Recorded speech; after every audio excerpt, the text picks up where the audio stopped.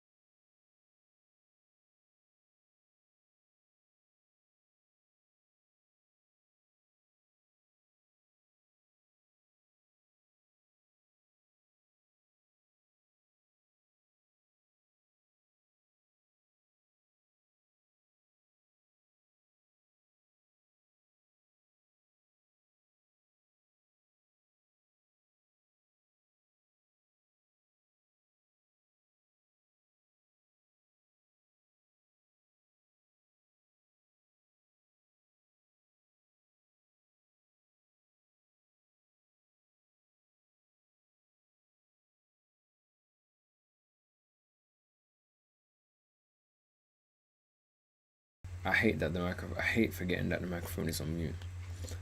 From now on, I'm gonna leave it on until I remember to turn it off and turn it back on again. Anyways, the daily has kept below this range. So what does that mean? That means that price should come down, right? And as you can see, like, this area has pretty much just been failing. So what do we want to see? So we kind of want to see price. I think price can come lower, but we have to wait, because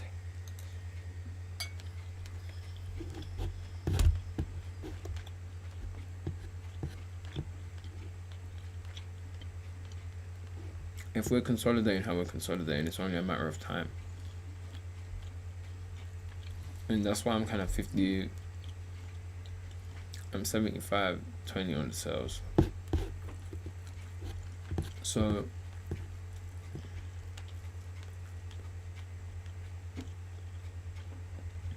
I'm gonna wait and see. I think the minute we reach like 30, I'll probably put stops at break even.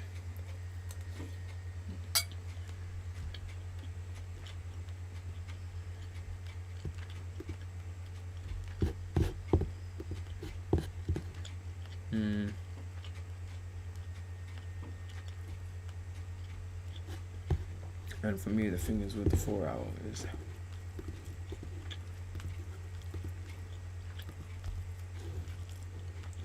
No. Mm. Mm, mm, mm.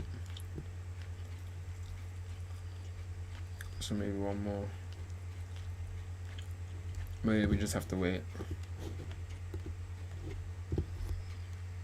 Unfortunately. Anyways, I came across this podcast. I thought, let's watch it.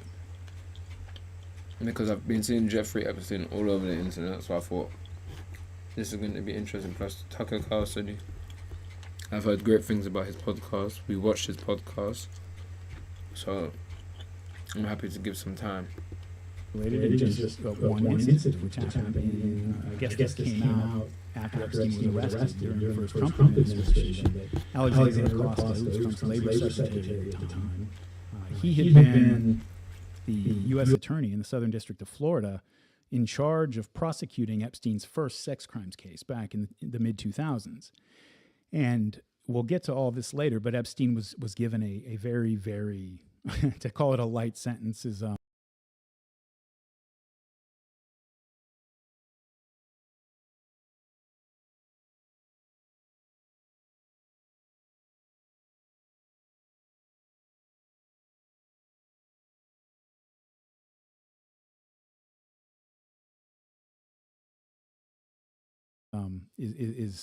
being very generous in how we describe it. I'll get into the details of how it all came together and what the actual sentence was later. But he was asked in his vetting process, Alexander Acosta, hey, if this comes up, this is a potential scandal. You gave this pedophile with all these victims against, they had like 4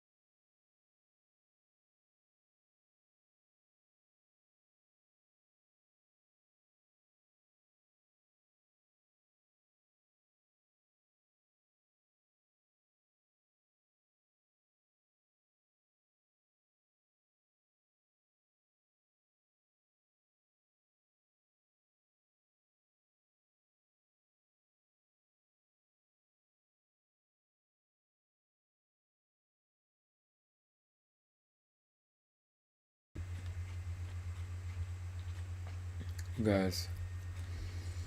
The one thing I hate about finishing my food is that there's no more food, bro.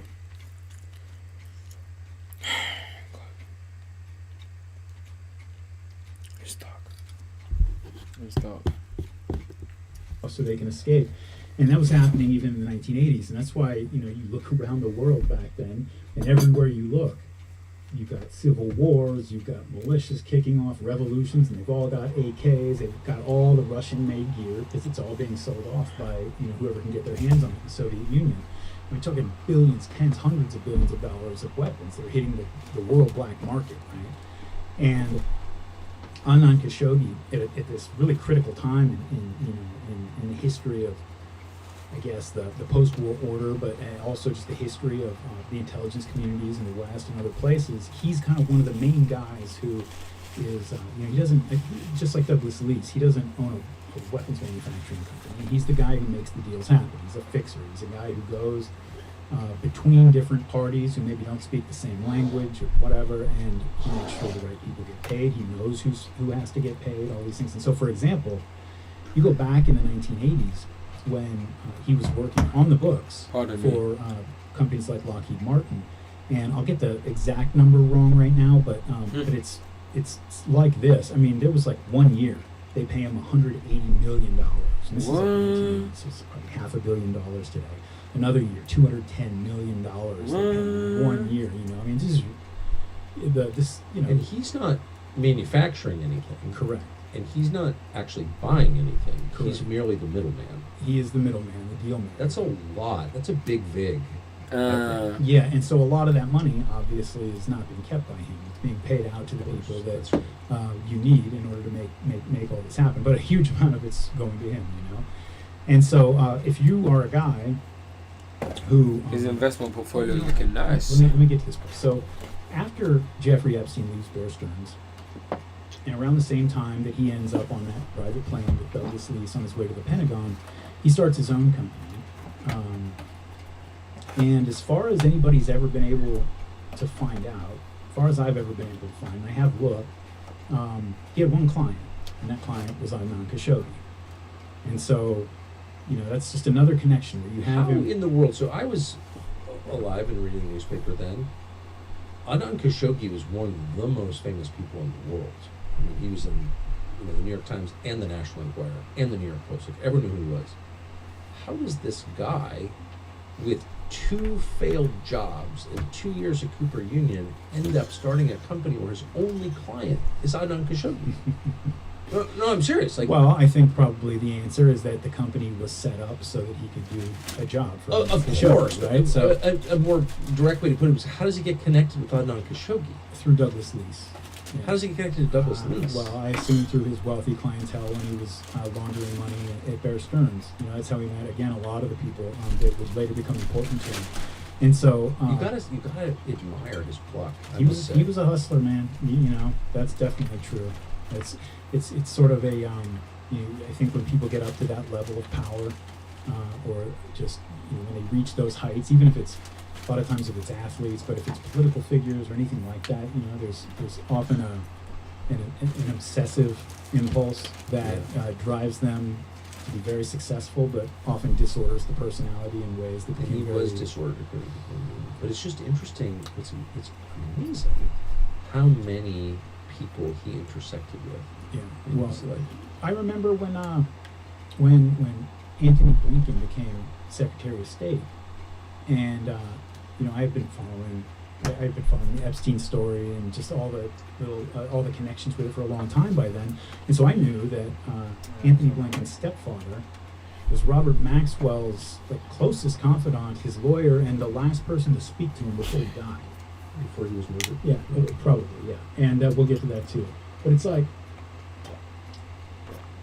I've learned over the years not to place too many demands on our ruling class. I don't want to get all crazy. I'm not going to tell you guys to stop taking bribes. I'm not going to. That's all fine. Just keep the bribes. Yeah. Whatever. Can we have one major public official that is not a single degree separated from Jeffrey Epstein? Is that possible? Because apparently it's not possible. You got Donald Trump talking about the issue the other day on camera, and the guy standing next to him is Howard Lutnick, who was Epstein's neighbor for years, you know. In New York, I forgot. Yeah.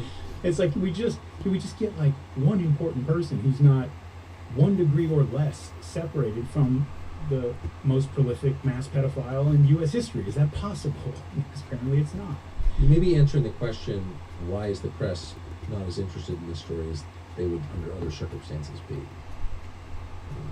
I have a feeling if you were accused of being a mass pedophile, there would be more media interest in it. Yeah, they would love that. Yeah, when you're somebody like me, or probably somebody like you, it's good that we don't drink and we lead pretty boring lives. So, Right. So that's okay. So Douglas leaves. He winds up on this plane. Then he starts to a meeting at the Pentagon, presumably about arms sales. We're not exactly sure how he got into the company of Douglas Lease, but we assume it's because he was set up by one of his clients at Bear Stearns, from which he was fired in a job that he was apparently set up by Donald Barr to get. Okay. Then he sets up this company to work with or for Adnan Khashoggi. Pardon What me. happens next? well, so there's not a whole lot of detail on Epstein specifically during this period, but there is a lot of detail on guys like Adnan Khashoggi, so you can kind of read between the lines as he progresses through. Adnan Khashoggi was the chief guy, really, that we used in the Middle East to broker and fix the Iran side of the Iran-Contra deal. And so, people have heard the term. Maybe younger people aren't that familiar with what Iran-Contra was.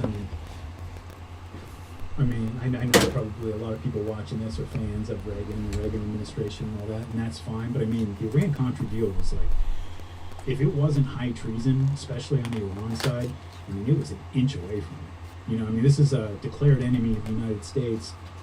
We have a law, a past embargo forbidding the United States government or any company that is in the United States from selling weapons to the Iranians. And that's what we were doing. So, like, the brief summary of the Iran-Contra scandal was, we had two things that our intelligence agencies wanted to do, our security establishment, let's say, wanted to do, but that they were not allowed to do. One was the Iran-Iraq war is going on, and our interest in that war, at the time at least, was just to keep it going as long as possible. Something really evil, I think, about funding and providing support to both sides of a war for the express purpose of just making it go on longer. But from a cold-hearted strategic perspective, you can understand what people were thinking, at least. But that's what we wanted to do. Saddam Hussein at the time was having success on the battlefield. We wanted to make sure that the Iranians stuck around a little bit longer and Saddam didn't get too powerful, because that's what we were worried about at the time, Saddam getting too powerful. And so the other thing we wanted to do is we wanted to provide support for the Nicaraguan Contras who were fighting the Sandinista government down there.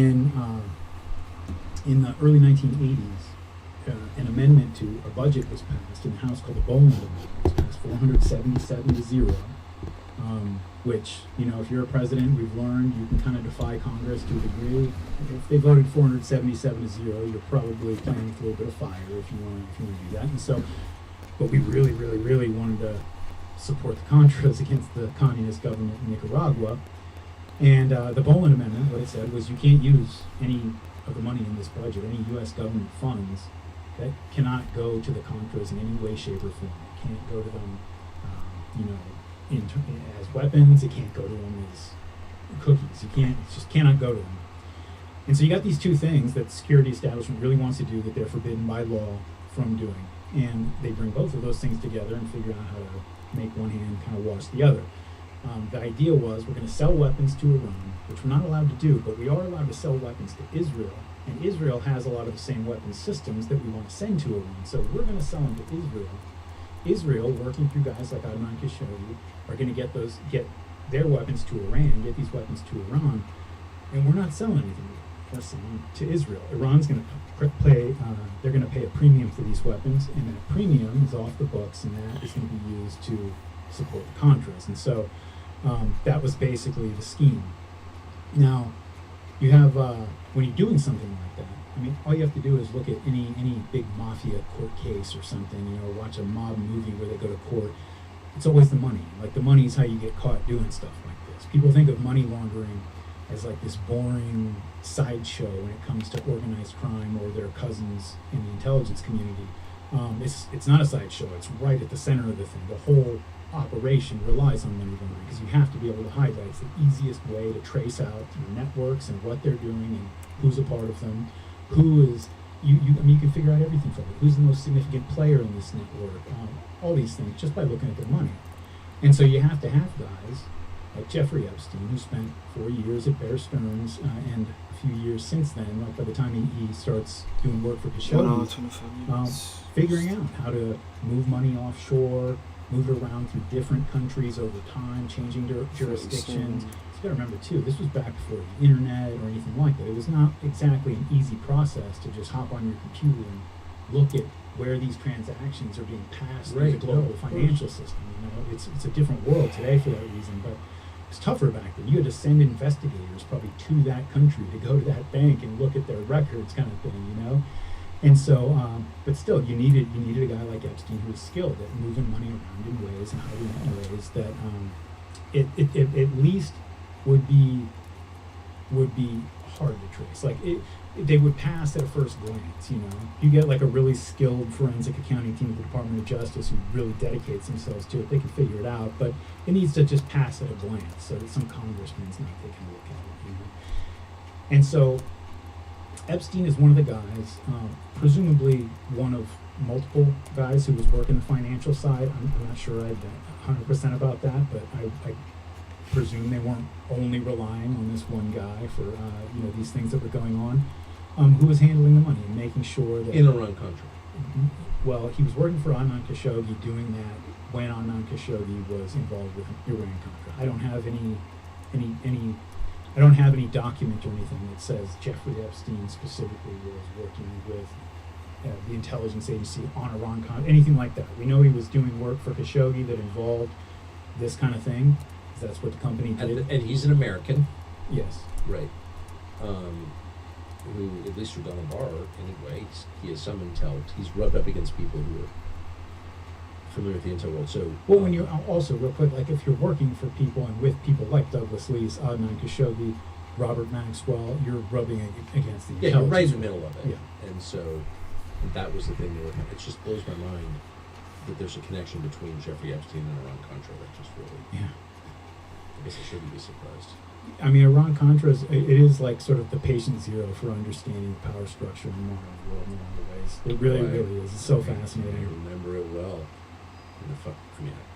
Very well, and knew people who were involved in it very well. And I thought it was all fake. It was years before I realized that was a meaningful thing. And I think many conservatives and Republicans, I'm still a conservative Republican. However, I try to be more honest and thoughtful than I once was, and like that's a big thing that they did, and no one was ever really punished for it. Yeah, and the people that were are kind of celebrities now, doing some of them I really like. I mean, I just want to say for the record, I think a lot of those people were patriots, man. But you get caught up, especially during the Cold War. You know, I tell people sometimes that, look, I don't like a lot of the stuff that went on in the Cold War.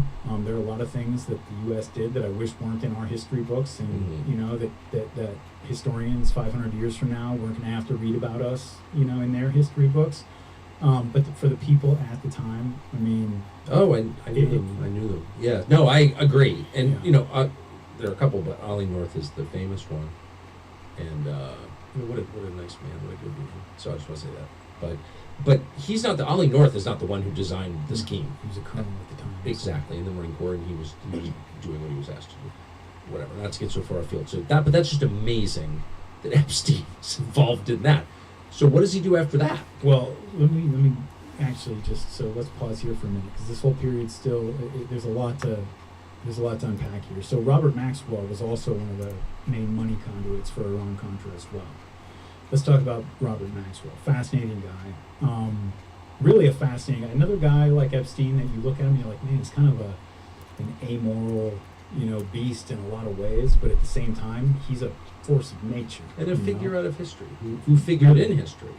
So he was born in Czechoslovakia, and he was 18 or 19 years old. He was very, very young when the Germans invaded. He managed to escape. He wasn't called Robert Maxwell at the time. He changed his name 8 or 9 times. over the course of the years, but he managed to escape to France in May 1940, which, if you know the story of World War II, is not the best time to escape to France. And so he hooks up with what's left of the Czechoslovak resistance there in France and follows the British retreat and manages somehow to talk his way onto a boat and gets over to Britain and gets hooked up with the Czech government in exile there in London. Becomes disenchanted with the government in exile pretty quickly and starts, well, so we'll get to that next part in a minute actually. So then he's working at first for the Czech government in exile, gets a little disenchanted with them, and so joins the British Army. And he's part of the Normandy invasion, and he was in heavy combat all the way to Berlin. He won the second highest medal that the British Army gives out, not just to foreign volunteers, but to anybody. So it's the Distinguished Service Cross or the Navy Cross here in the U.S. And you don't get those just for showing up on time every day. Like he got it for storming a machine gun nest and saving a bunch of people's lives. So physically courageous guy, obviously very resourceful, ballsy guy. To make it across Europe at such a young age and do all these things. After the war's over, we occupy Germany. He goes to work for British intelligence, first as a translator. I don't know how many languages he spoke back then, but later on he allegedly was fluent in 9. Maybe that's an exaggeration, but if he was fluent in 5 and functional in 4, that's pretty damn impressive, And so he was a guy who, he had connections behind the Iron Curtain that was emerging. He's from that side of the line. He was a soldier who had fought valiantly for the British, and so now he's working for British intelligence. He's actually pretty valuable to him. He gets involved in, some dirty work. He was involved in interrogating captured SS soldiers, for example, which I imagine those were not always pleasant experiences. Actually, later on in life, this didn't come out till quite a bit later when he was an older guy, soon before his death. He was actually fingered in an investigation for murdering a bunch of unarmed German civilians while he was there. It never went to the point of having to be proven in court or anything, so it was just something that was out there, but he was named in the investigation. And so he's working for British intelligence for a while there in Berlin, which is a pretty hot assignment, obviously, especially as the Iron Curtain's starting to come down. And when the war ends, he goes back to Britain. He's changed his name to Robert Maxwell by this point, gets British citizenship. And one of the first things we have him doing in the late 1940s after the war, when he gets back to Britain, is you have this guy who, again, is from the other side of the line. He's got connections with people across Europe. He's involved with British intelligence. And he hooks up with the British Zionist movement, and in contravention of British law at the time, is helping to smuggle weapons, specifically aircraft parts were kind of his main bag, through Czechoslovakia down to the Zionist movement in Israel to fight the Arabs. And again, this is still, I think he's probably 25 or something like that at this point, maybe 27, 28, young guy. And not just the Arabs, the British also.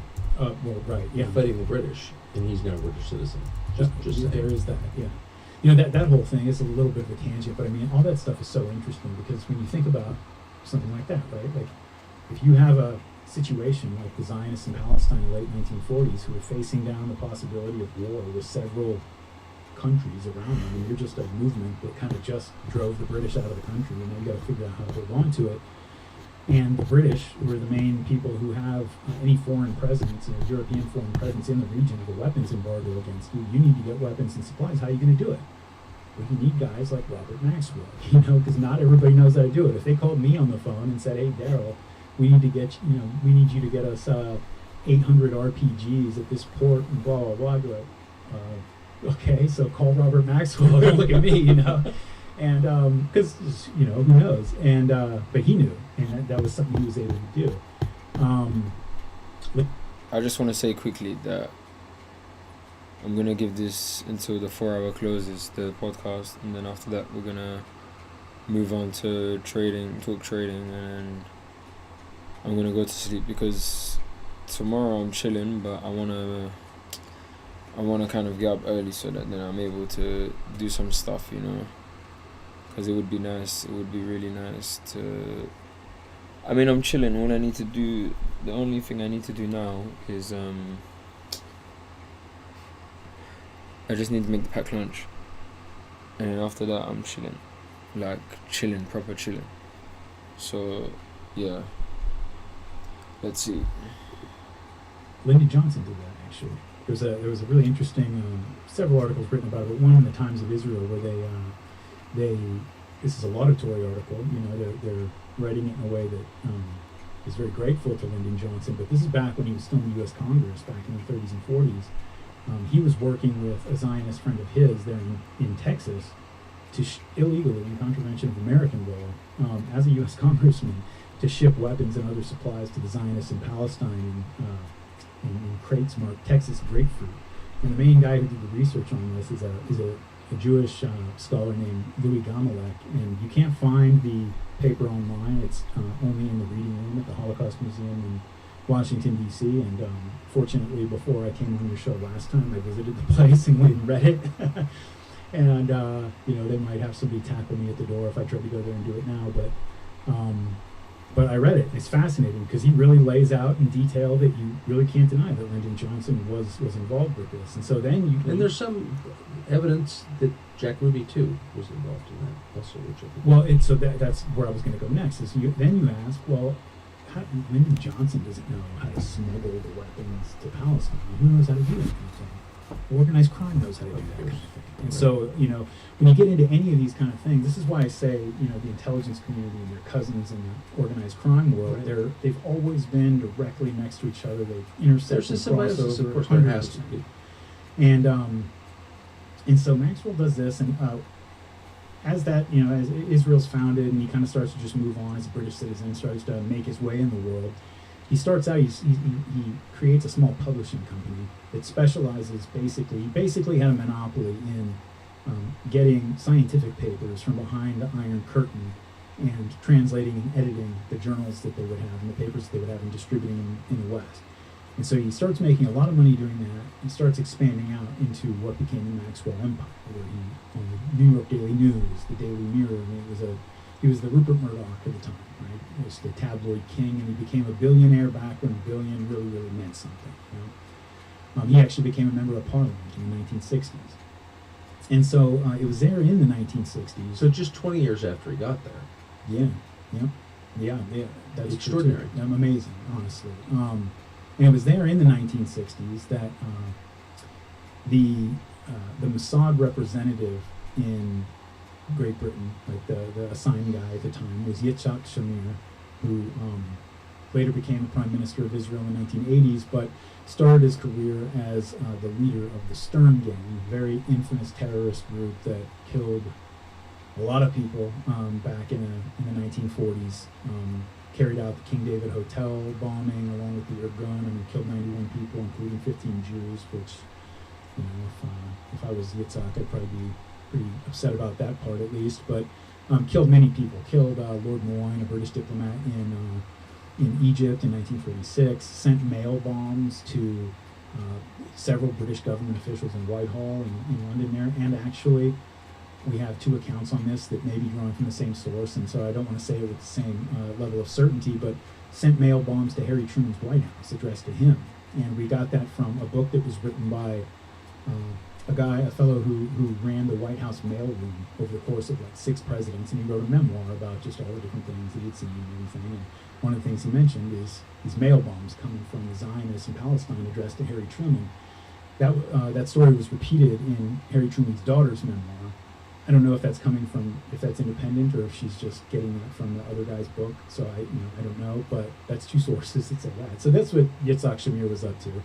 And he goes to Robert Maxwell, and he talks to him about his obligations as a Jewish billionaire and an important guy with intelligence community connections in foreign countries, the obligations that he has to the Jewish state of Israel. And that can be that can be very, very compelling especially to people who are kind of mercenary types like Maxwell and kind of always have been from a very young age, feeling like they're living in a foreign country because they are, and then you start to get this appeal of obligation to something really meaningful. You see this a lot, for example, when I work for the Department of Defense. Obviously everybody's watching this knows that I have a little bit of a troll in me, but usually my trolling has a purpose, and in this case it did.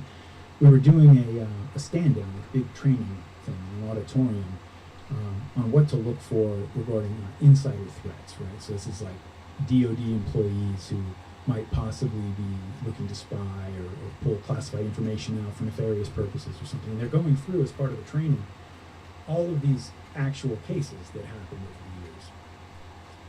And out of the 9 or 10 that they showed us, there's 1 or 2 where the guy just had a gambling addiction and he needed money and he just didn't care and he was going to do it. But literally, like the other 8 or 9, 90% of all the ones they showed us were Chinese guys, Chinese Americans spying for China, Russian Americans spying for Russia, Jewish Americans spying for Israel. And all of them, pretty much, this was just a pattern. Nobody was talking about it. The trainers weren't talking about it. They were just pretending like it didn't exist. And so, leave it to me. I raised my hand at the end and we took questions. And I brought that fact up. I was like, what are we supposed to exactly do with that information? And to the guy's credit, he was honest. He didn't try to blow smoke up me or anything. He just said, you're not to look at that at all. Like, that's not something we consider. And I said, okay. Everybody kind of, looked around like, all right, well, that's just how it is. But, the reason that pattern existed in the first place is that it can be very powerful. Not everybody's going to respond to it. Most people of any ethnicity are loyal to the country they live in. But you can find people with buttons to push, and Robert Maxwell was one of those people. And so Yitzhak Shamir recruited him, and he became, from that point on, a very kind of Zionist and asset to Israeli intelligence. Now, again with Maxwell, just like we talk about a lot of these other people, when I say he was an asset of Israeli intelligence, that doesn't mean he was on the payroll of Mossad. He didn't have a rank in the Israeli intelligence. Okay, guys, so the 4 hours closed. And we are done with the podcast. Why? Because I fall asleep during the podcast. Especially at this night.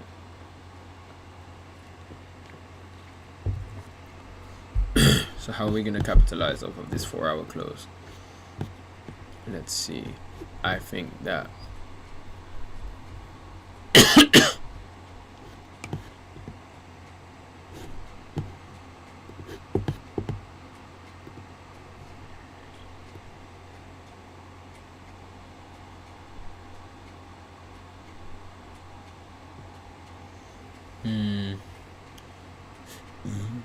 pardon me.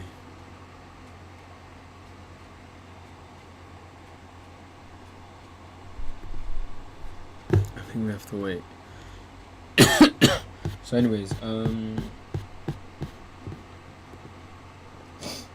filled this out.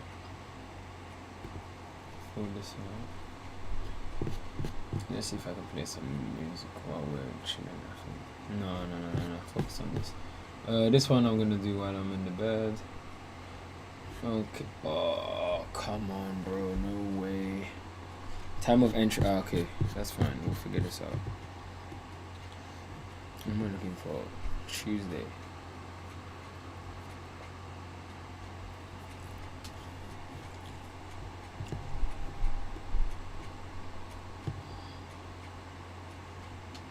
Time of entry 11 p.m.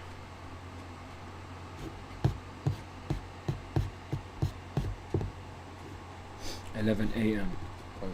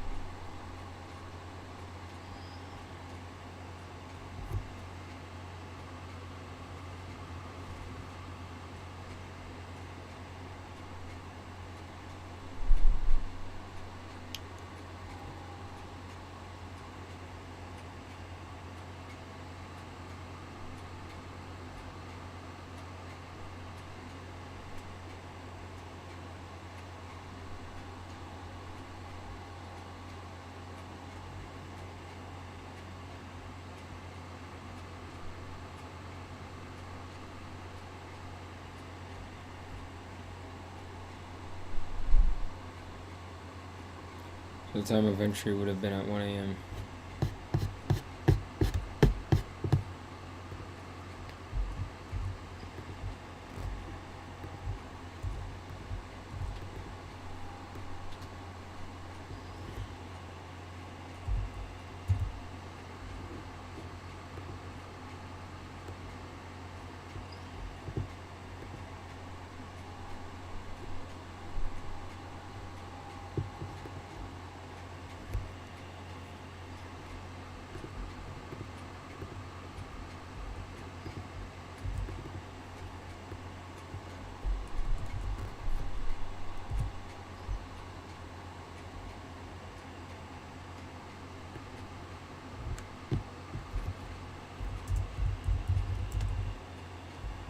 Bro, I hate this. I hate the notes, honestly.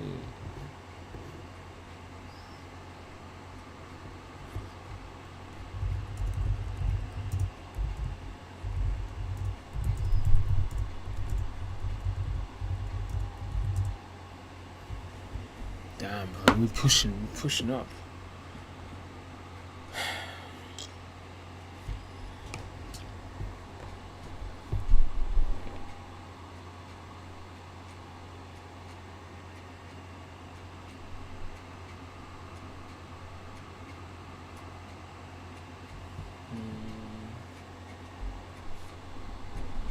It's all after the market opening we received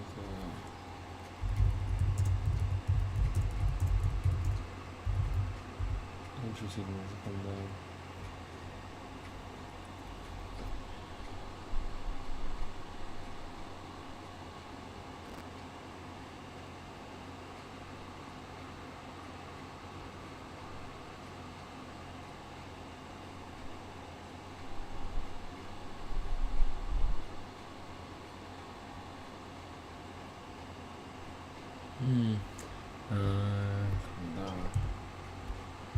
Stop. Okay, so kind of reaction before.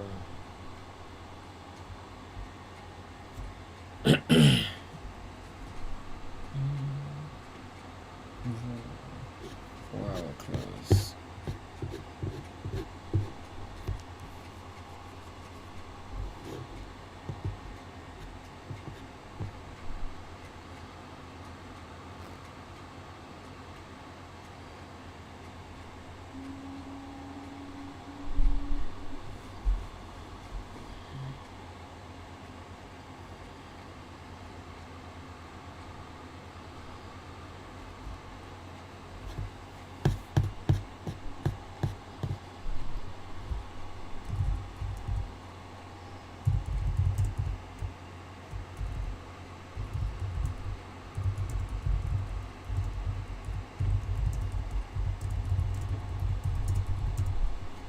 Yeah, I just realized I'm showing the wrong screen.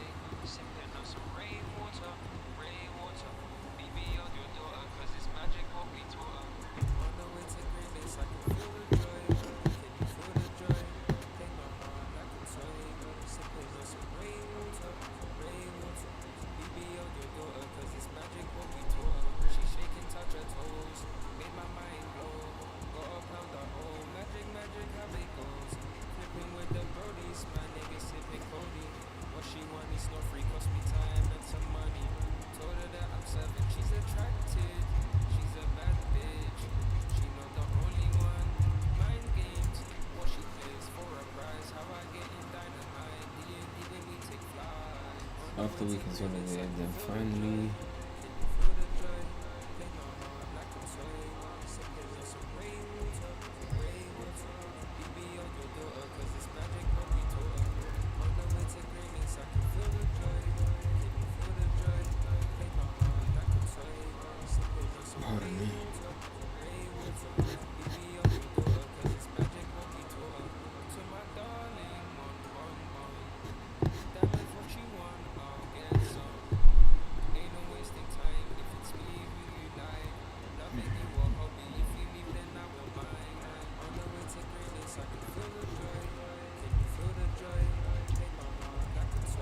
This is not good.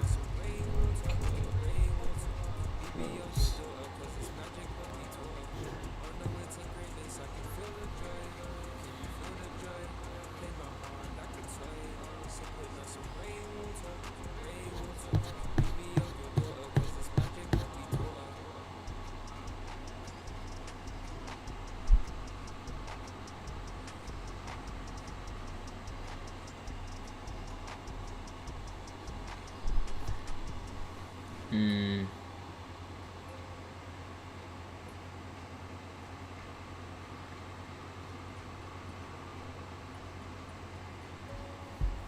To wait and see, my son. So, price action from previous candles before move. So, before the moves.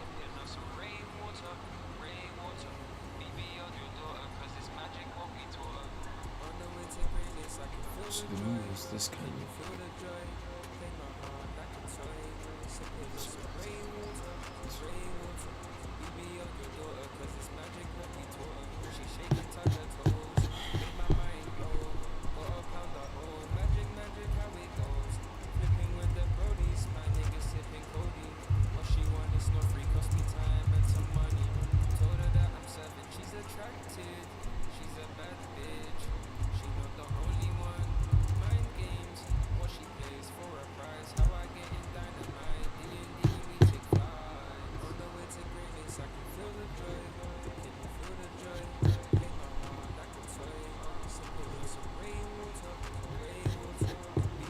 Okay, so it looks like I'm gonna get stopped out this trade.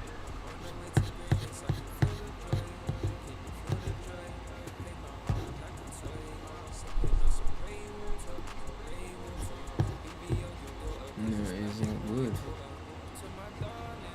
But yeah, anyways, it's happening. So, I think I can go for forex pairs.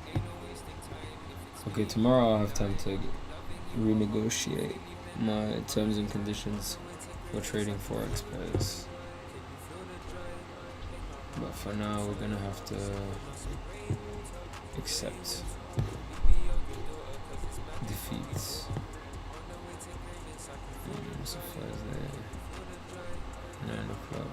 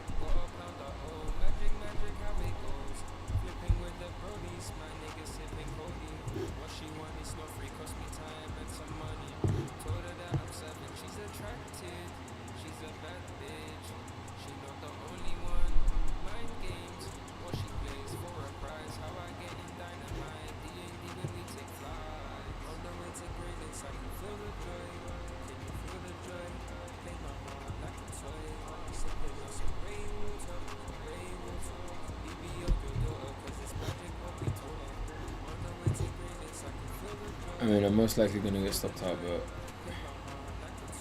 I realized that if I didn't know where my TP is gonna be, I was supposed to put it.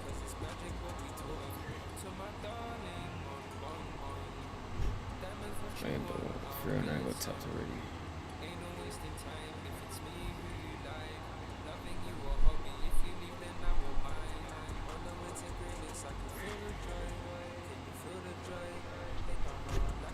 I think I got stopped out already. Oh no, not yet. 45.24. But yeah, this break, of course, I'm gonna get stopped out already.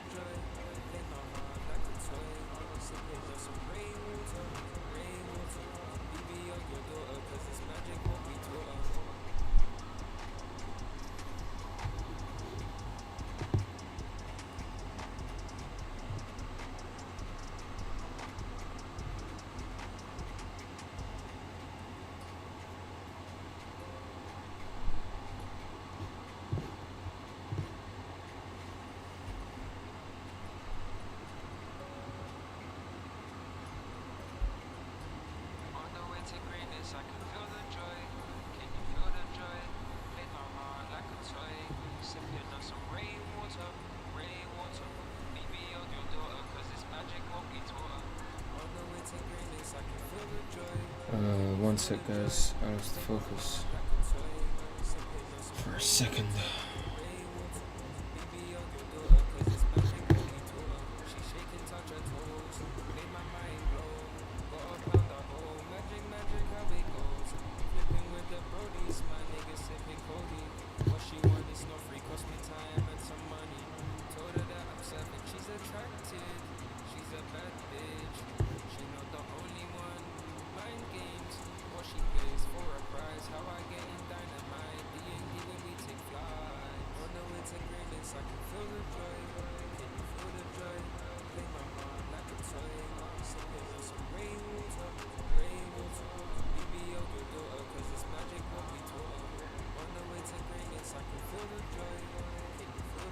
Yeah, but for me, if it comes to 300,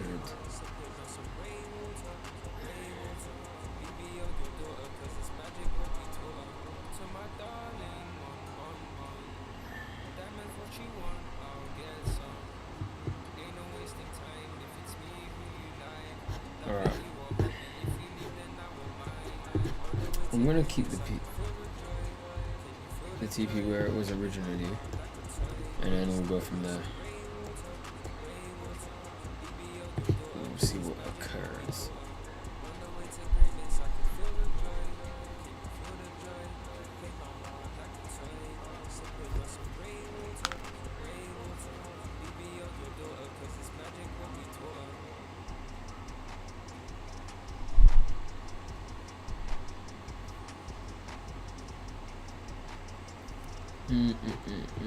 So back to this. So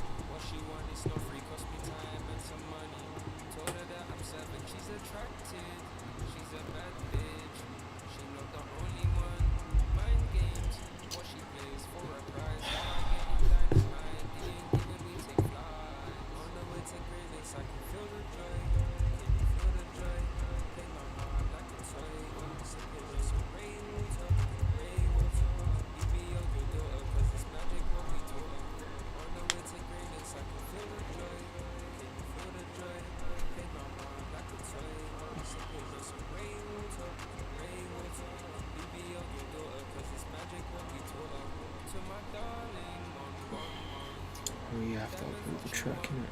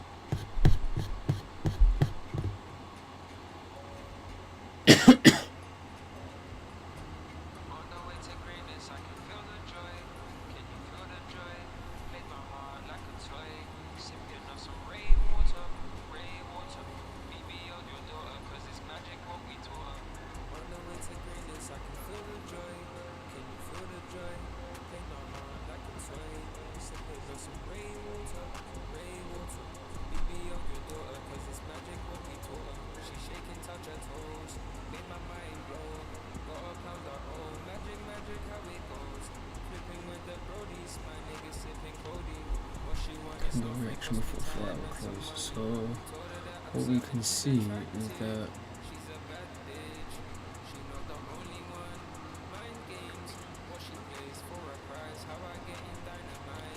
bro. To greatness, I can feel the joy. Can you feel the joy? Played my heart like a toy. Sipping on some rainwater, rainwater. You be on your daughter, cause it's magic what we taught her. On the way to greatness, I can feel the joy. Can you feel the joy? Played my heart like a toy.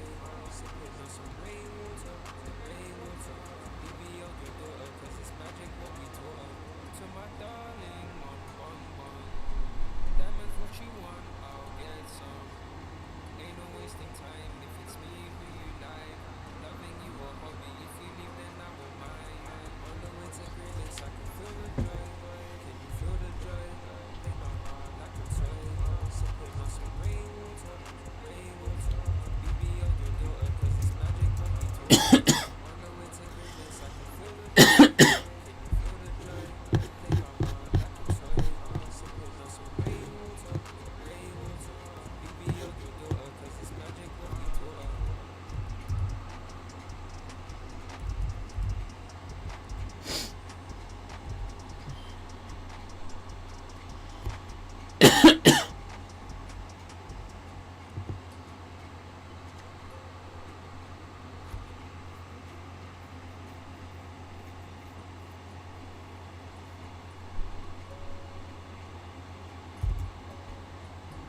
On the way to greatness, I can feel the joy.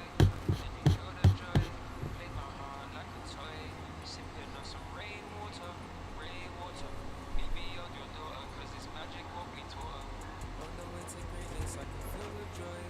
Can you feel the joy? Play my heart like a toy. Sipping on some rainwater, rainwater. Baby, on your daughter, cause it's magic what we taught her. She shake and touch her toes, made my mind blow. Got a pound of home, magic, how it goes. Flipping with the brodies, my niggas sipping Cody. What she want is not free, cost me time and some money. Told her that I'm 7, she's attracted. She's a bad bitch, she not the only one. Mind games, what she pays for a prize. How I get in dynamite, D&D when we take flight. On the way to greatness, I can feel the joy. Can you feel the joy? Play my heart like a toy. Sipping on some rainwater, rainwater. You be on your daughter, cause it's magic what we taught her. On the way to greatness, I can feel the joy. Can you feel the joy? Play my heart like a toy. Sipping on some rainwater, rainwater. You be on your daughter, cause it's magic what we taught her. To my darling, one. Diamonds what you want, I'll get some. Ain't no wasting time if it's me who you like. Loving you a hobby, if you leave then I won't mind. On the way to greatness, I can feel the joy. Can you feel the joy? Play my heart like a toy. Sipping on some rainwater, rainwater. You be on your daughter, cause it's magic what we taught her. On the way to greatness, I can feel the joy. Can you feel the joy? Play my heart like a toy. Sipping on some rainwater, rainwater. You be on your daughter, cause it's magic what we taught her.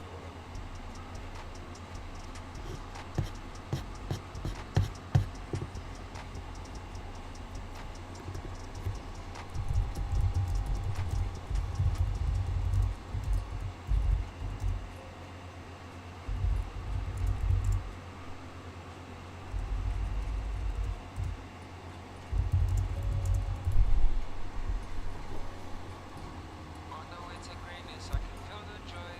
Can you feel the joy? Play my heart like a toy. Sipping on some rainwater, rainwater. Baby, on your daughter, cause it's magic what we taught her. On the way to greatness, I can feel the joy. Can you feel the joy? Play my heart like a toy. Sipping on some rainwater, rainwater. Baby, on your daughter, cause it's magic what we taught her. She shake and touch her toes, made my mind blow. Got a pound of home, magic, how it goes.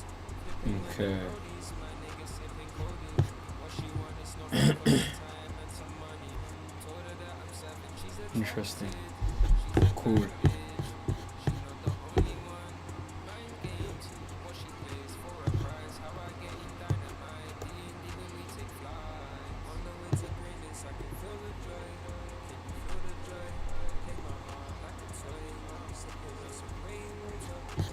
Okay, now I can focus on growth because I think this is what I want to kind of focus on.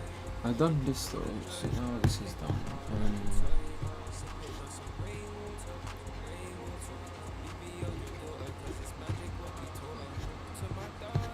I got meds that came in before.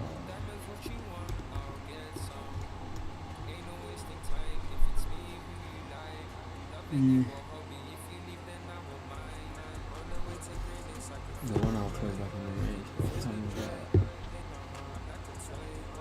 Yeah. Close.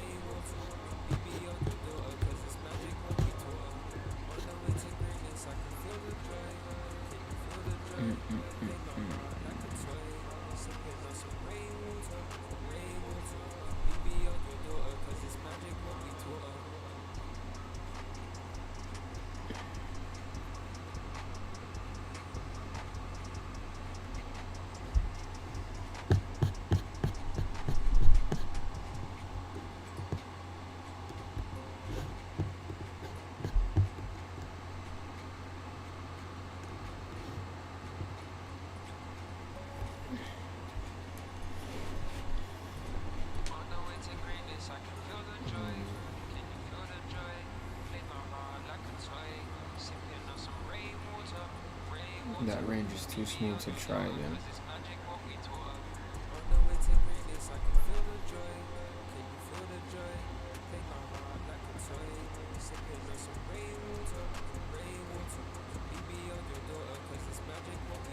But I suppose if we get an increase, it's okay.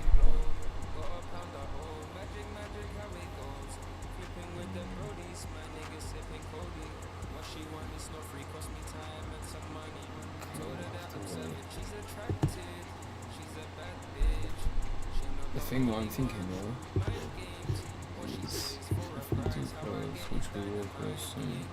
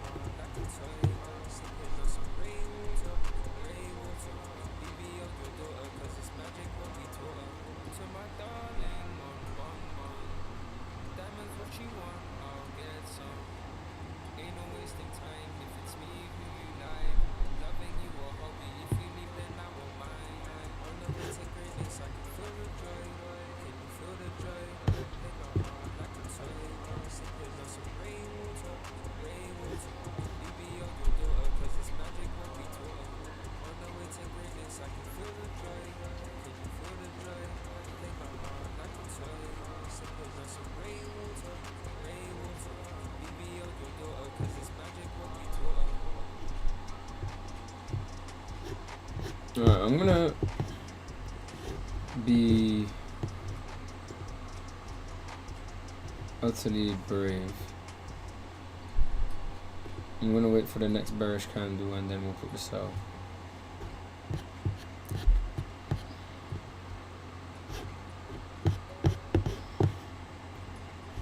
Yeah, next bearish candle we'll put the sell.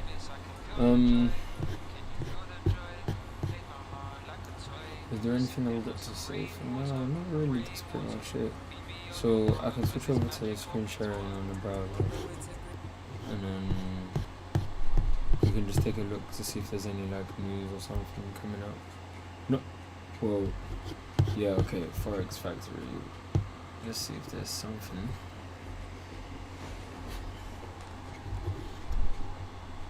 So Thursday we had all of the news come out.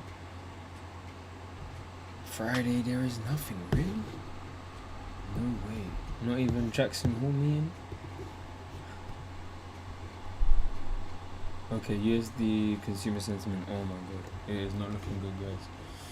It is not looking good. But anyways, let's see. Just out of curiosity, what's happening next week? Upper house elections, monetary policy, Thursday. Oh, next week is dry. Next week is super dry. Now we're talking. Now we are talking. See, I would have loved to play some music now, but I'm gonna get copyrighted, mate.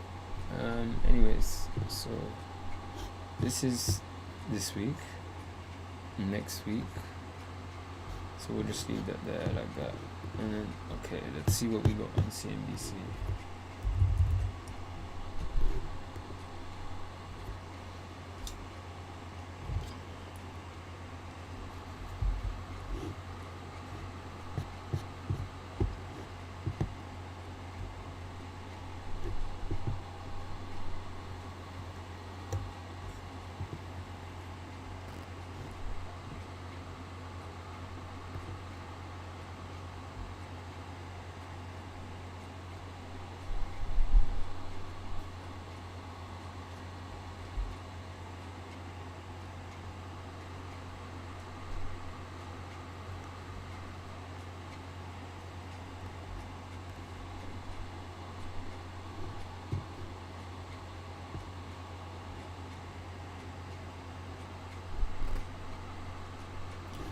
Headline inflation rate in the country dropped to 3.3%, coming down from 3.5%.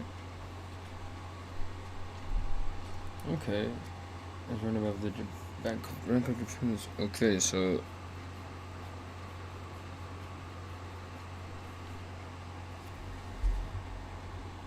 Bank of Japan are trying to keep the rates the same. They're not trying to decrease rates. Definitely, because if they decrease rates, then the currency will die. It's just a question of what they'll do, but it looks like the inflation reading will support the case for raised rates, as the headline inflation rate has run above the for 39 consecutive months. I mean,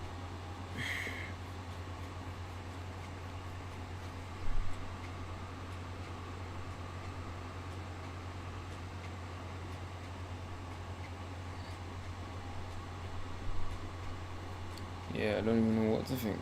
I'll be real.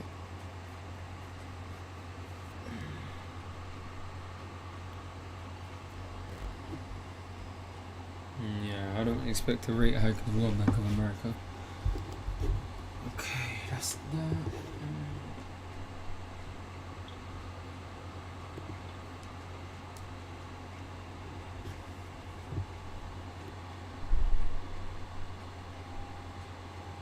What?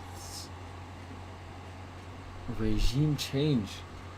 Anyway, this looks big. Former Federal Government Reserve called Thursday for sweeping changes on how the central bank conducts business and suggested a policy alliance with the Treasury Department. This doesn't sound good. Pardon me. Former Federal Reserve reportedly on President Trump's to lead the institution called Thursday for sweeping changes on how the central bank.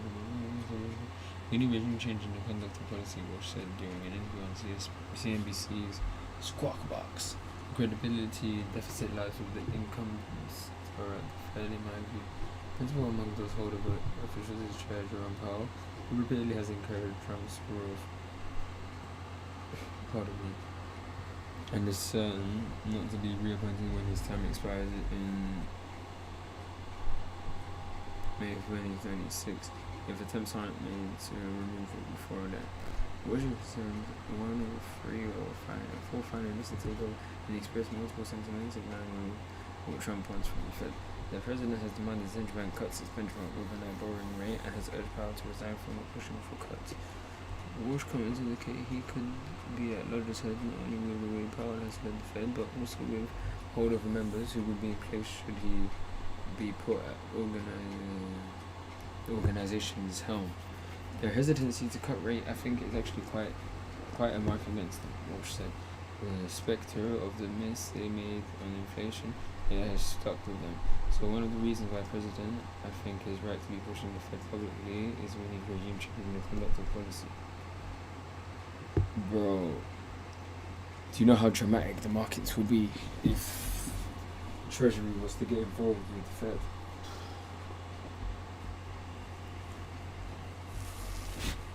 I think there's a lot of risk factors to doing that.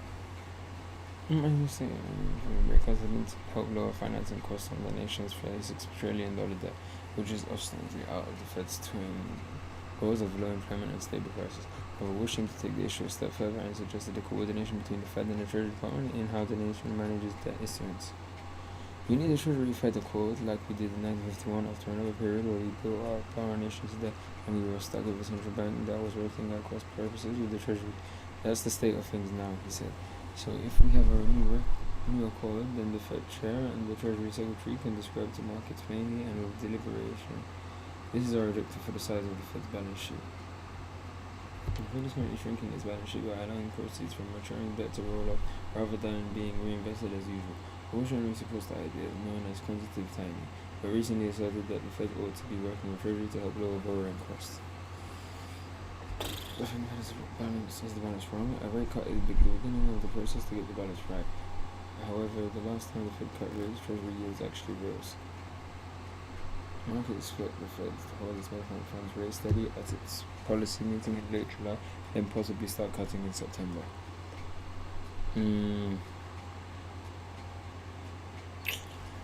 It's tricky, man. It's tricky.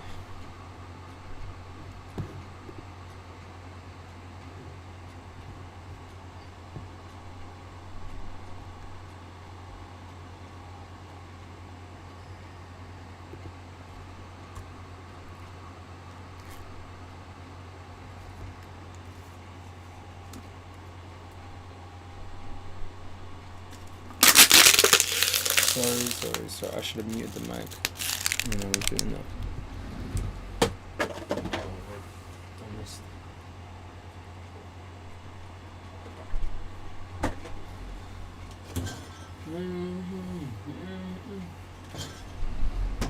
Okay.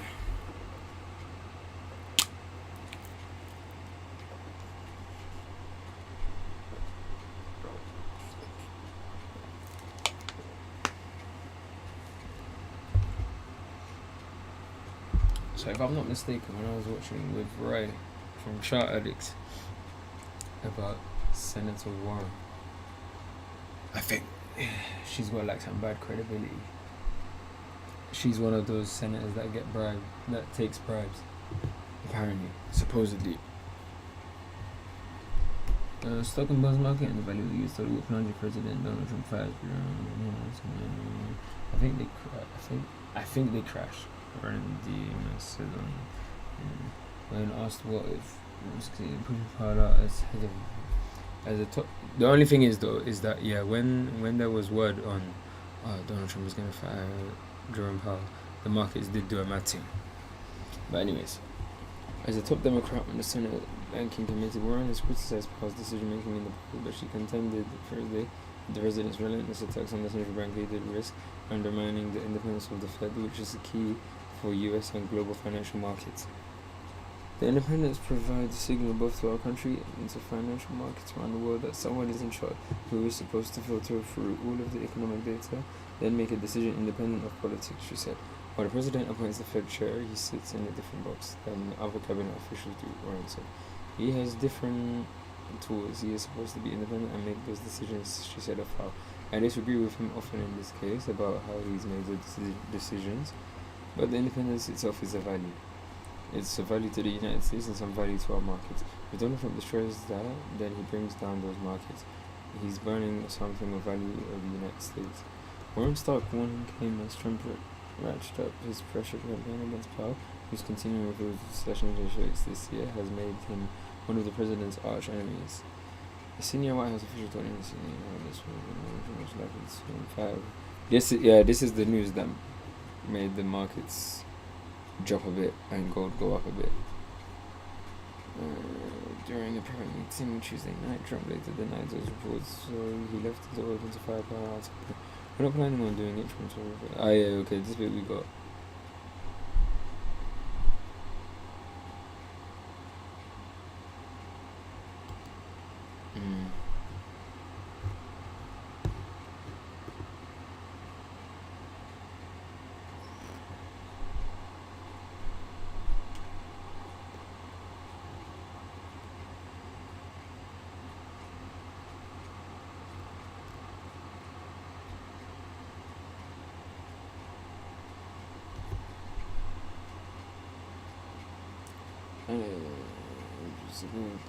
Target price gouging by market biggest companies. The price gouge prevention act of introduced on Thursday by one no longer Mr. Tammy Baldwin made price gouging illegal and give the Federal Trade Commission FTC and state attorney general the power to litigate alleged abuses of market power. Days after the June consumer price index showed the resurgence of inflation and as the tariffs toll continues to grow. Let's see, the tariffs took place on April, yeah? So we got April, May, June, July, August, September. So it should be after September when we start to see the effects of the tariffs. Increased prices, blah blah blah, blah blah blah, blah blah blah. But yes, anyways.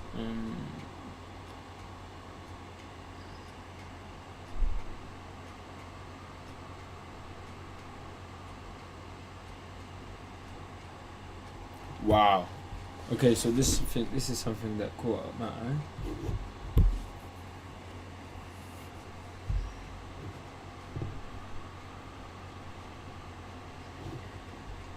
The price gouging bill would require companies with over $100 million in revenue to publicly report in Securities and Exchange Commission filings on any changes in pricing that exceed the average price in the past 120 days before the reporting period and provide details on product costs and margin. Businesses with less than $100 million in revenue would be protected from price gouging litigation if they show legitimate cost increases. Fair enough. Fair enough.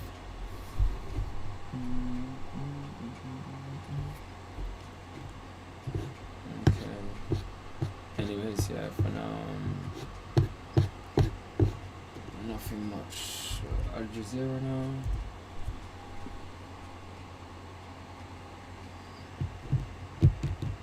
Israel kills dozens more in Gaza after slaying and shelling of church. Bro, what is going on?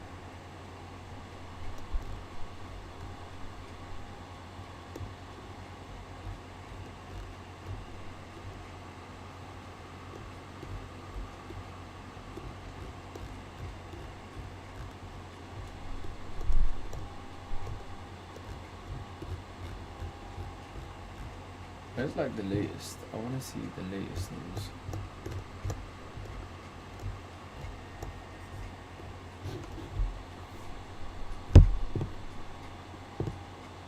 News, Europe, Africa, Asia.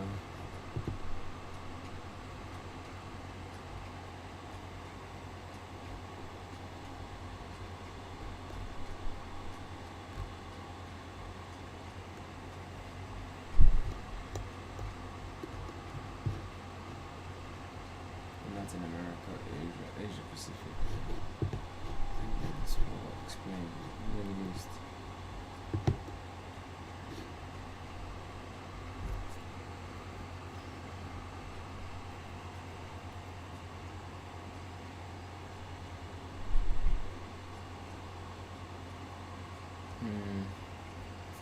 So nothing crazy is going on.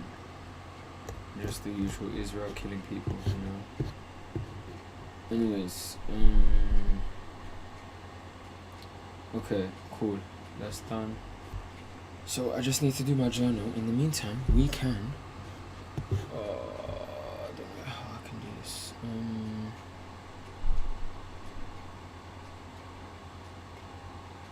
Yeah, let's continue playing.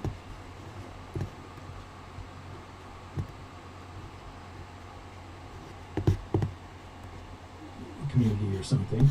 He was a freelancer. He was a guy who was almost So you can see that I thought I was going to get stopped out, but we managed to survive for now.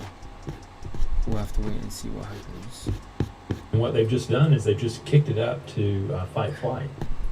When you feel all that, that's fight flight ready to act. And at fight flight, thinking is just hijacked. If you look at himself, So the first thing I do he's almost is I like have them do that. himself. You know, he was not really like kind of a member of any country exactly. He was like this free-floating sovereign entity that would work between the nation states in the world, and that's very often what he did. So, for example, you know, this actually is an actual example when the Israeli government wanted to meet with the heads of the KGB in the 1980s. You can't exactly, I mean, without raising a ruckus or having it be a thing, you can't put the head of Mossad on a plane and send him to Moscow to go meet the head of the KGB. And so they would talk to Robert Maxwell would talk to them, and he'd be, you know, the kind of go-between and the deal maker and fixer. Very tough. Right. And you know, I imagine you probably need those people if you're going to do these kind of things. And so that's the kind of thing that he would do. You know, he sometimes, you know, so there are, I would say, allegations that are pretty well substantiated at this point that one of the things he would do is act as essentially like a slush fund for Israeli intelligence black ops. And the way that it would work is, you know, he would reach into his company's pension funds, for example, pull some money out that they could then go use to pull off an operation. And then, you know, 6 months here, a year there down the line, they figure out ways to get the money back to them and kind of replenish it. A former Israeli intelligence officer named Oregon Menashe, it's a very controversial but interesting figure. We'll talk about him more a little bit because he comes a lot in the Epstein story too. He and Victor Ostrovsky, who's another Mossad, former Mossad official, who wrote a book about his experiences after he got kind of jammed up by them and blamed for some things. They both say that Maxwell, what happened, when you talk about him being murdered, is that, you know, once you start reaching into your company's pension fund to help out Israeli intelligence, well, I can do it for this personal reason too. You know, I'll pay it back. I'll always pay it back, of course. And he starts doing that, and he gets himself into a lot of trouble. And by the end of his life, he was going to be, I mean, his empire was going to be brought down. He was going to be bankrupt and probably going to prison. I mean, he had robbed his company's pension fund blind for years at this point. It was all getting to the point where it was just no longer solved. It couldn't be hidden anymore. And what Menashe says is that he went to his friends in Mossad and he told them, look, I've done all this for you over the years. I've done so much for you. You are going to get me out of this somehow. One way or another, whether you give me the money, whether you deal with the issue in Britain, you're going to get me out of this. And he got a little too aggressive about it, Menashe says. And, you know, shortly after that, they found him floating off of his yacht near the Canary Islands. And there was a satellite photo, I don't know if it was ever introduced in court, but I believe this is true, a satellite photo taken that showed a boat with, you know, the belief is that the boat was boarded by some group that threw him off. Yeah, and he had injuries. 3 different doctors couldn't agree on the cause of death. Right. And, He yeah, was not a drowning, and he had injuries consistent to a shoulder, consistent with a struggle. he was a big guy, you would have thought. Yeah. Let's see, there's actually, so another thing happened right before that too, is for years people had speculated and presented, you know, with evidence here and there that he was associated with Israeli intelligence, but just right before he died, I think it was in '88, right before he died, Seymour Hersh went on the record with 4 independent sources that all fingered Maxwell and his number one in his media empire as agents of Israeli intelligence, as active agents of Israeli intelligence, and 2 weeks later when he was found dead. You know, then it was after that that a lot of the financial stuff, the problems that he had. Yes. came out. There was So- a 5-year lawsuit, or 5-year case against his 2 sons. Yeah, and they actually brought a lawsuit against Seymour Hersh for defamation Right. and lost. And not only did they lose, they had to pay all of Hersh's legal fees and pay him out for suing him. So, you know, the idea of Robert Maxwell being an Israeli intelligence agent is as well substantiated as anything gets in that world, right? Right. Yeah, I think he received a state funeral in Israel. He's certainly buried. Well, actually, this is the fun part too. So you have this British citizen. There's no connection to Israeli intelligence at all, no nothing. He just is a British guy who's never lived in Israel. He gets a state funeral that's attended by every living Israeli prime minister, intelligence agency head, and the president. The president and the prime minister, Yitzhak Shamir, actually, gave his eulogies, and Yitzhak Shamir said that this man has done more for the state of Israel than can now be told.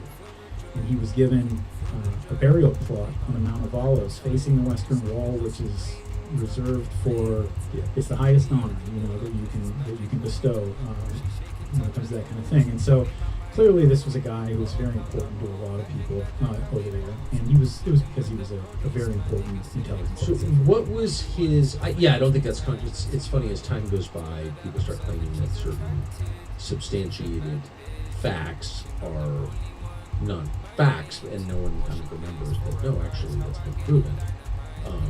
Anyway, what was his connection to Jeffrey Epstein? How does Jeffrey Epstein wind up in an orbit of a guy like that? Douglas Leese introduced him. And so, and according to multiple sources from Israeli and U.S. intelligence circles who have gone on the record to journalists like Ricky Ward, both of them were involved in the weapons deals and things that we're talking about in the 1980s. Maxwell would be the guy who, like, his pension fund would be used as a slush fund, for example, the conduit to move money through. Epstein would be a guy who made sure that it moved around in ways that couldn't easily be traced. And so they worked together with intelligence on these operations. And so Robert is the one who introduced him to his daughter. That's not something a father really wants to do, introduce your daughter to a guy like Jeffrey Epstein, but maybe she had problems of her own, I don't know. He introduces her, and so just add another zero to the odds of all of these connections kind of piling up, right? Known 100% locked in Israeli intelligence agent for decades, Robert Maxwell. His daughter just happens to be, Jeffrey Epstein's partner in crime. Have you seen that famous picture of Prince Andrew with Virginia Roberts? She's a teenager. Yes. That's in Robert Maxwell's house in England. That picture was taken. So, they were close, obviously, and is the funny thing. Actually, when Vicky Ward interviewed, when she interviewed Jeffrey Epstein in 2002, we'll get to her whole interview in 2002, which is really interesting because it was in 2002. Nobody knew who Jeffrey Epstein was. None of these conspiracy theories were out there, anything like that. And she's got all kinds of stuff. We'll talk about it in a second. But he said, he just totally, Robert Maxwell, doesn't ring a bell, don't know him at all. And they were incredibly close. She didn't really, it wasn't the point of her story, so she didn't really pursue it too much. He also was asked by her about his relationship to Douglas Leese, and he claimed not to know Douglas Leese. When Douglas Leese's own son, Julian, he said that his father was essentially, for many years, he used the word a mentor to Jeffrey Epstein of sorts. And so, and he expressed disbelief that Epstein would have claimed not to know him. I mean, so, you have these connections that Epstein denies, which again, if they were innocent connections, that he probably wouldn't have a reason to do that. All of these intelligence connections that with people who were, again, like take the Donald Barr one, for example. Okay, he worked for the OSS in World War II. I don't know, maybe it's a once intelligence guy, always an intelligence guy, and he's still, but I don't know. All I have is that he worked for the OSS, and so maybe that's all in the past and has nothing to do with it. But all these other guys, these are people who were not only active, but absolutely central to the most high-profile operations that were going on in the 1980s. And Jeffrey Epstein is right there in the middle of all of them, and they all seem to think that he's pretty damn important. Robert Maxwell pimps out his daughter to him. I don't maybe want to put it too harshly. When you give your daughter to a guy like Epstein, what do you say about it? Guys like Khashoggi and Douglas Leese, who's his mentor. I mean, these are guys who are right in the middle of the most high-profile operations going on. So how does he get rich from doing this stuff? Because at the center of the story, or the enduring mystery from my perspective, there are a couple, but one is, where did all the money come from? How did he get rich? So one of the people that Vicky Ward interviewed in 2002, none of which made it into her story. Vicky Ward was a Vanity Fair reporter. At the time she was writing for Vanity Fair, she wrote for Rolling Stone later, and the whole story of the publication of her spring Vanity Fair is a lot of fun, so we'll talk about that. One of the people that she interviewed was a guy that Jeffrey Epstein had helped send to jail, a guy named Stephen Hoffender. He ran a company called Towers Financial that was engaged in a Ponzi scheme. I think it was a $450 million Ponzi scheme, robbed a lot of people with a lot of money. Hoffenberg doesn't deny it. He took responsibility for it at the time, pled guilty, did his time. and he's open about all of it now, calls himself greedy and just all these things. Well, he gets a call from Douglas Lease and says, hey, I got a guy who can help you out, because he knew Lease. And he puts him in touch with Jeffrey Epstein.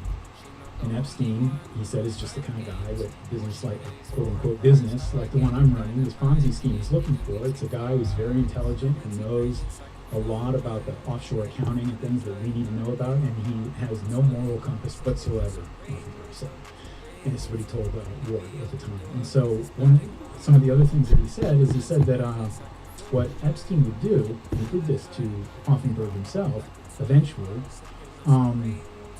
is the people that they would be moving money around for, they would take some of that for themselves. And Epstein had a scheme that he called playing the box, which I don't know where the name exactly comes from, but what it entailed is stealing money from people and making sure that you have compromising information on them, so that even if they catch you doing it, they're going to be too embarrassed or too afraid to actually come out and go after you. And so, given what we know about Epstein's proclivities and his later activities, you can probably guess what some of that those activities were, right?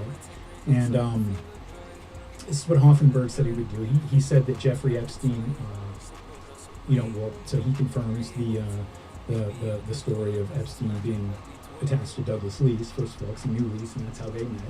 And he says that Epstein used to talk quite openly about his connections and dealings with the intelligence community, not just in the U.S., but in Israel as well. And again, none of this made it into the story because this is 2002. Vicky Ward's just like, Douglas who? What? It doesn't really... She didn't know who these people were, and she was trying to invest. I mean, she had on-the-record witnesses accusing Jeffrey Epstein of sexual assault, like, underage girls. That's what she was interested in. So all this other stuff, she doesn't even know what he's talking about at the time. She kept all her notes and everything, and once it kind of came out later, she brought all that out into the public. The story of, here's a fun one. So, Vicky Ward tells this story, but there was even an NPR report, a radio report about this several years ago when the Epstein thing was coming out, where they have people who are working at Vanity Fair, one of the senior editors in an audio interview telling the story. She's running down this story, and she's got 3 on-the-record witnesses, 2 sisters, but then one totally independent, telling the same story about Jeffrey Epstein, sexually assaulted them. And she's writing up this story, but I started out as like a profile piece, so that's all. And then this stuff came out through the course of her reporting. And she is pursuing this story, and all of a sudden, one day, she gets her interview with Jeffrey Epstein, and she asks him about the girls, and he gets really, really upset. Threatens her personally, threatens her, like, says, I'm not coming after the magazine if you print this, I'm coming after you, because the relationship here is with you. Don't do this to yourself, don't do this to your family, it's not worth it. And so she says, well, does what a reporter's supposed to do, I suppose. You're not going to push me around like that, and you don't know who this guy is, and so he's just some rich guy who's trying to threaten you or something. And so she writes up the story, and it goes through legal. And legal looks at it. We've got 3 on-the-record witnesses corroborating each other's stories. Gets through legal, and then right before it goes to press, Braden Carter, who was running Vanity Fair at the time, he puts the kibosh on that part of the story. He just takes it out without even telling Vicky Ward. Has all of that stuff removed, and it's just a profile piece about Jeffrey Epstein, this international. Minus the sexual assault allegations. Correct. And so the stories, though, where it gets really interesting, and again, this is told by not just Ward, but by a bunch of people who worked there at the time. It was the talk of the office at the time, they said.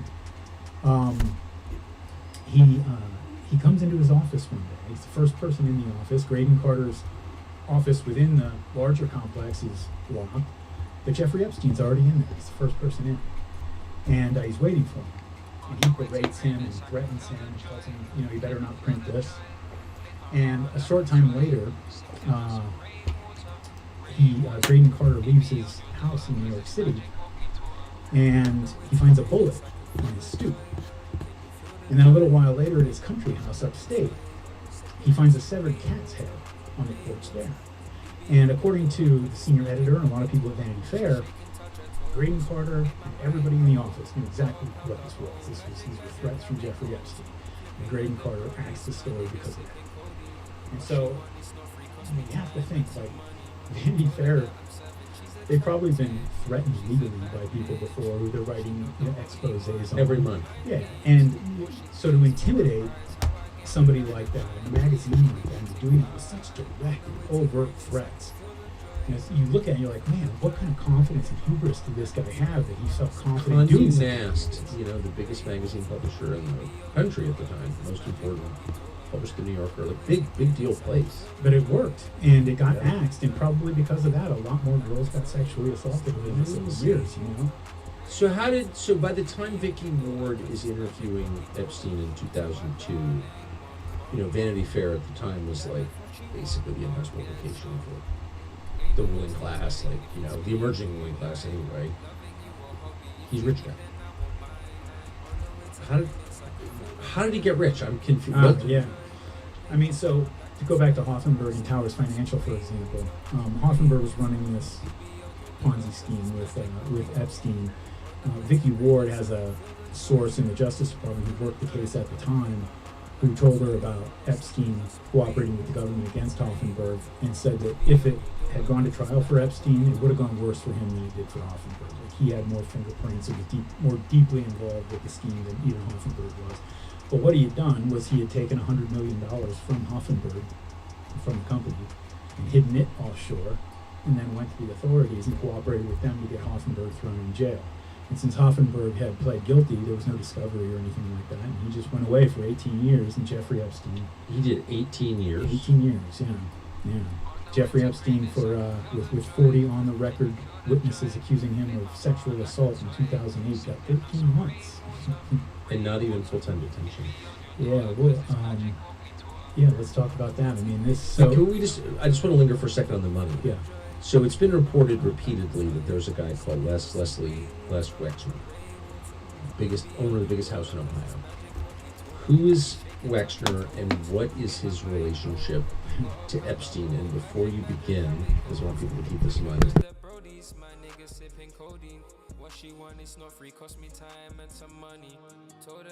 Great interview by the Department of Justice.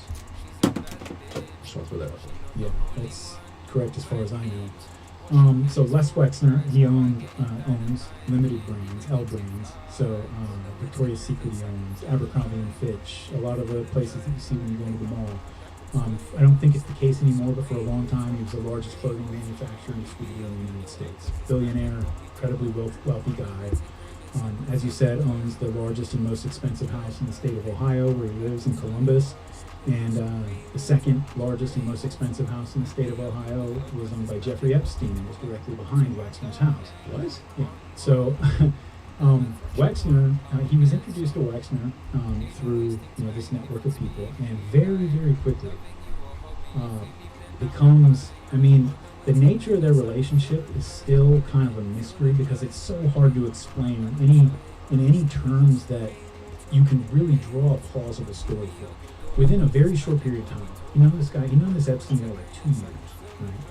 And not because he had worked at his company for those 2 years and was so squared away, anything like that. We don't exactly know what he was doing during those 2 years. But in 2 years, when he signed full power of attorney over his entire estate, Les Wexner, talking billions of dollars, the largest clothing manufacturing corporation in the country, or a company in the country, to the point where this was not a limited power of attorney. Jeffrey Epstein could sign... Wait, he gives Jeffrey Epstein power of attorney over everything? Jeffrey Epstein could take out loans in his name.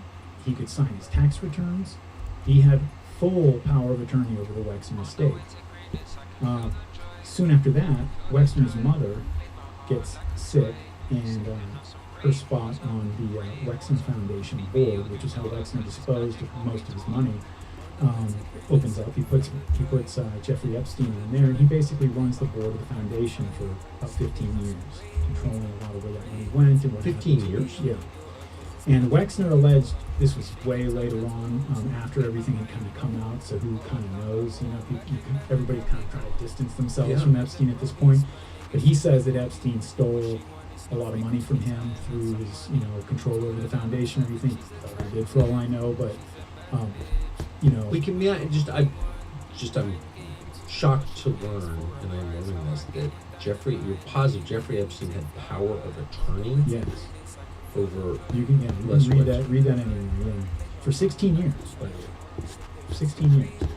And so Has Wexner ever been asked, why would you give... I don't even think forget the Department of Justice, I don't think he's given any interviews to journalists about it. Maybe he'll come on here and sit nice and talk to you. I kind of doubt it. I would be polite. I'm genuinely fascinated by that detail, because that is, a man who builds, like all of these characters, they're unusual people. They're not average people. They're extraordinary people by definition. You build $1 billion company, good or bad, you're not like everybody else, and you're good in business and careful and judicious, and you don't hand power of attorney over to some guy you've never worked with. Especially he had 2 years ago. He had his own executives, people who worked for him for decades, coming to him and being like, "Boss, who is this guy? What are you doing? Why are you giving him so much authority?" Now, there was a guy that Wexner had known for decades. They'd go to Ohio State football games together. They'd do dinners together. They were good friends. And he tells this story about how Jeffrey Epstein comes into the picture, and he's going to meet him for the first time. Epstein goes over to his office, and Epstein shows up like an hour late for the meeting, and he gets there, and the first thing he does when he sits down in his chair, and I mean, this is just one of those things that, this isn't a faux pas, this is a message. He sits down in the chair, this important businessman's a good friend of his boss, or whatever he was, Les Wexner. He sits down in the chair and he kicks his feet up on the guy's desk. So, okay, that's interesting. This guy's not Wexner's secretary, apparently. Quite a power move. Yeah. And so Wexner, there in that meeting, gets on the phone with both of the guys, and he tells his friend, Jeffrey's family, treat him like family. And so eventually, a little later down the line, that guy has a disagreement with Epstein, and they get in an argument about something. And from that moment on, he says he couldn't reach Wexner by phone. He got cut off immediately, completely, with no explanation. This guy had known him for decades because he had a tiff with Jeffrey Epstein. And so this guy clearly had either some kind of a powerful hold over Wexner for one reason or another. Well, by definition, we can say that. Or they were working together in some other way. So Wexner's another one of these interesting cats, right? Like where his mentor was a real estate guy mainly. They did a lot of things named Max Fisher. And I think he was originally from Indiana, Max Fisher, but lived in Ohio, I believe. But anyway, either way, he was Wexner's mentor for a while. Not his mentor like when he was just getting started. Wexner's already rich by this point. It's not about that. Fisher's his big main thing was philanthropic contributions and management for Jewish and Zionist and State of Israel related causes, right?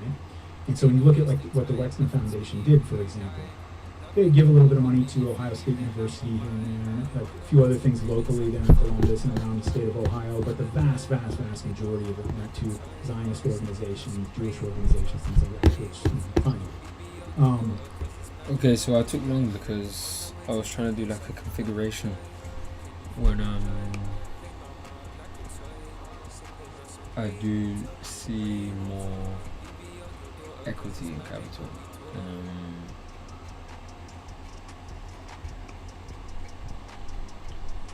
Yeah, I think it makes sense what I see. I mean, I'll read it for myself when I come off, but yeah, anyways, I'm pretty much done for the day. I'm gonna get ready to go to lie in the bed now, but I just want to say, guys, I appreciate you, and I think it's probably another place now. Yes. I think, honestly speaking, I don't want to assume no. I think we're going to consolidate for the rest of the day, probably. I mean, if gold comes down, I'll be surprised, but yeah,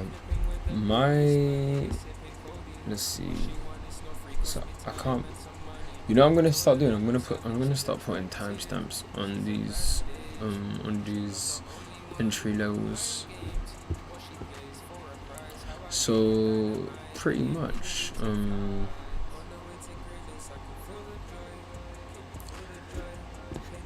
I'm gonna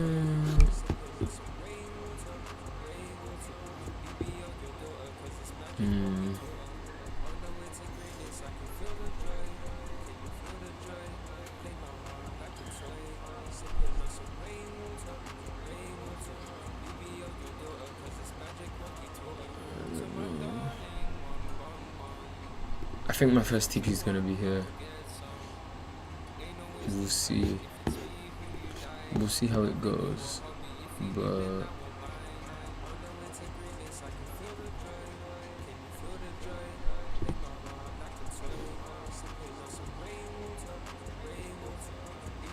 yeah, I think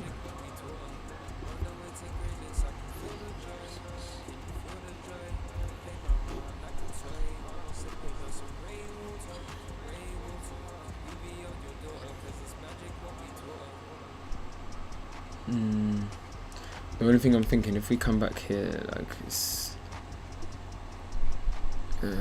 not gonna be that nice.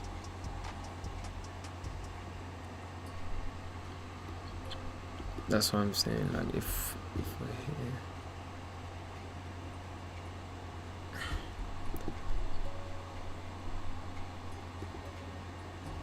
okay, I'm gonna keep it here.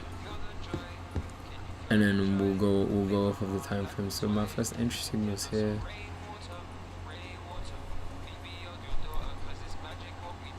We really need to see that break of structure. I'm waiting for that.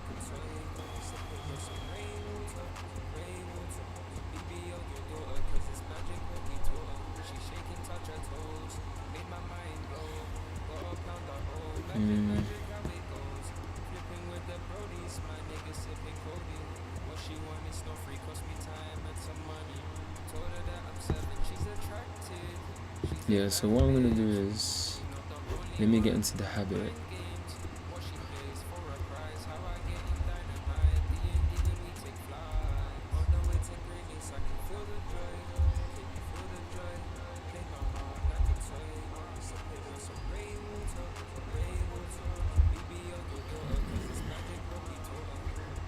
Yeah, I like this.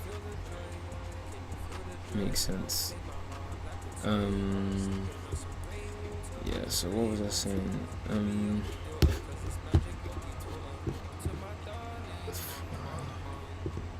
The 4 hour has to break all the way below this. This is the thing.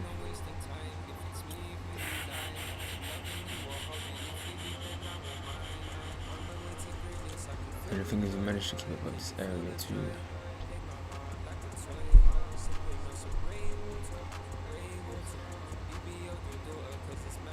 Look at all this. Yeah, let's see.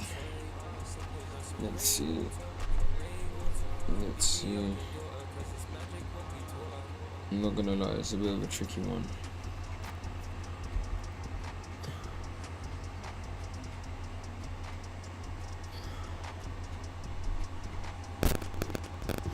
It's a bit of a tricky one. Anyways, I have my phone next to me. Leave this one on. This now.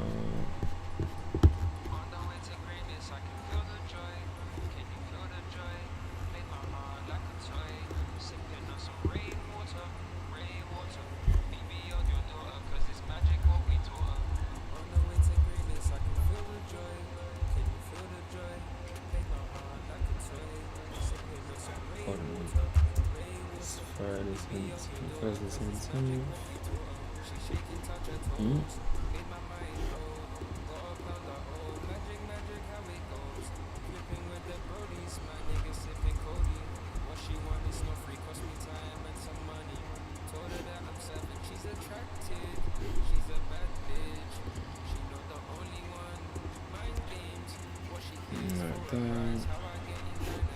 That one is there. Guys, I just want to say thank you so much for watching.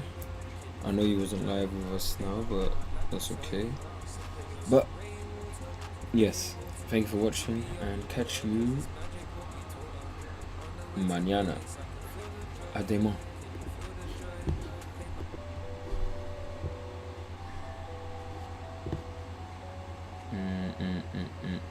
Yes, do not mute the microphone because we need to remember to keep the microphone active. I'm gonna keep man, I can't believe it. I'm off from work tomorrow. That's good. That's good. Mashallah. So yeah, anyways. Let's see. Views from the hills, dreams why we grinding. Triggering that panic with guidance. Been a long year, still trying, still patient. Blessing my mama with greatness. Telling my friends we made it. Old notes, new faces. Same squad, different races. Views from the hills, dreams why we grinding. Triggering that panic with guidance. Been a long year, still trying, still patient. Blessing my mama with greatness. Telling my friends we made it. Old notes, new faces. Same squad, different races. 765 or Lambo CI. Dreams turn real, how we being. For a long time been chasing. We ranging, powerful to break out. Girls on side, won't make out. Can't do the time, won't chase cloud. Can't do my love, must earn it. Double the bags, you know we won't quit. Won't quit. Most of these souls be toxic. They on the way, been watching. Liking the way we plotting. Feeling the vibes, or my main. Music engraved, been through the phase. Singing our songs, been on the phrase. Passion, we rapping. With passion, we trapping. Dreams on dreams, you go big on big. Wanting it cool, wonderful things, what we like. All the time. Views from the hills, dreams why we grinding. Triggering that panic with guidance. Been a long year, still trying, still patient. Blessing my mama with greatness. Telling my friends we made it. Old notes, new faces. Same squad, different races. Views from the hills, dreams why we grinding. Triggering that panic with guidance. Been a long year, still trying, still patient. Blessing my mama.